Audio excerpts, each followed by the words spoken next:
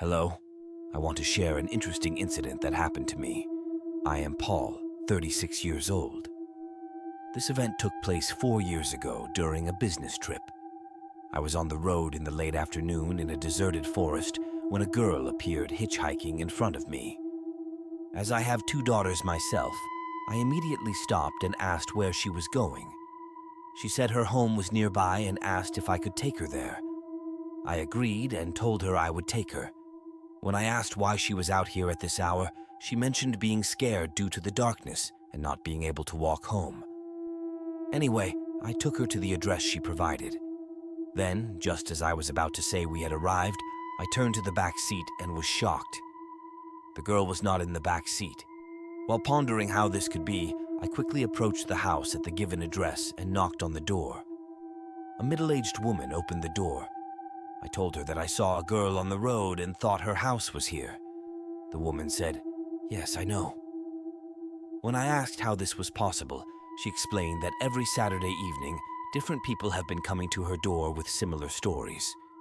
The true dimension of the story was that the girl had lost her life in an accident on a Saturday evening after returning from school.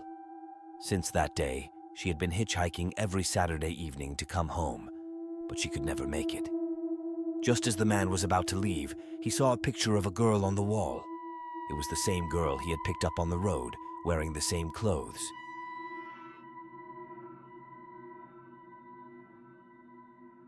In the summer, not many people came and went to our house. I usually found myself alone. If I got bored, I would invite friends over. Our house had 3 rooms, and one of them was very dark and cool. Because it was cool, I used to sleep in that room. That day, we gathered with friends at our house. We started talking about supernatural things. Since I had experienced such things before, I decided to play a few pranks on my friends to scare them. My friends were really scared. I overheard what they said. But at that time, I didn't pay much attention. When night came, my friends left. I decided to sleep in the cool and dark room. I went into the room and lay down. Half an hour after falling asleep, I felt a light breeze. There was a small window in the room, and it was open. As I tried to get up to close it, I felt my eyes fixate on the ceiling. I tried to get up, but I couldn't. Suddenly, my eyes closed. This time, I tried to open my eyes. It tried to close my eyes. Then it tried to throw me out of bed. I was trying to pull myself to the other side. Suddenly, it let me go. Then it hit the wall. Just seconds after letting me go, I started rising from my waist. My hands were in the air. I wasn't falling down. It had lifted my hands in the air, too. My closed eyes suddenly opened. I saw a pair of eyes in front of me. They were red and fiery. They were closing and opening like shutters from right to left and left to right. I felt as if nails were piercing my body and all my organs. I was terrified, thinking it would kill me. Normally, I can't memorize prayers, and I don't often recite them. But as it was lifting me, I recited a prayer I can't even recall now.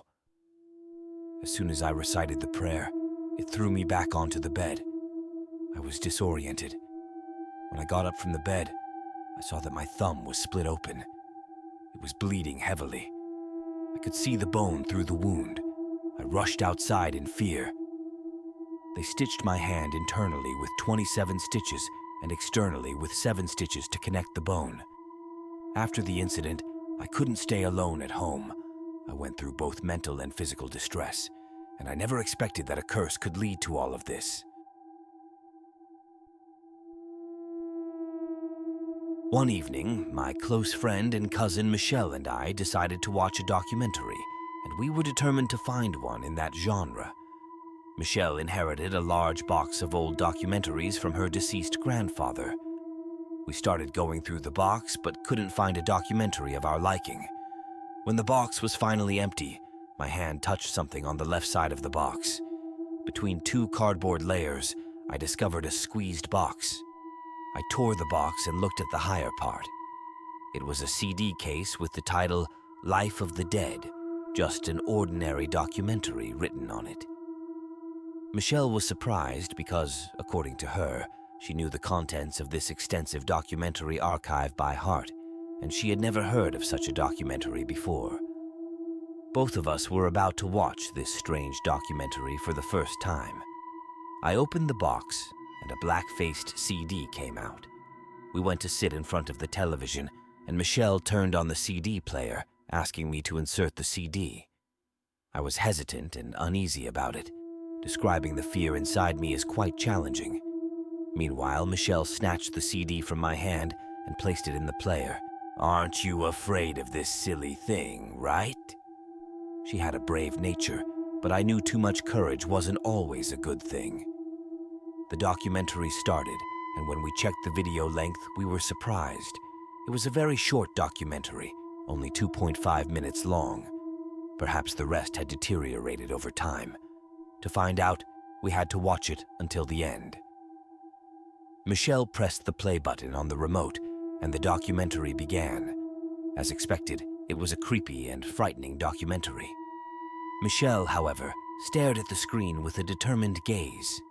At that moment, images of graves and corpses in photo form were displayed on the screen. My heart was pounding, and I began to feel scared. Michelle's courage wasn't enough, and at the 30th second, she grabbed the remote to close it, but a voice started speaking.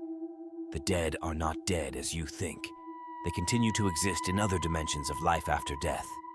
If a dead person wishes, they can talk to you." It was truly absurd. Unable to tolerate this nonsense, Michelle closed it.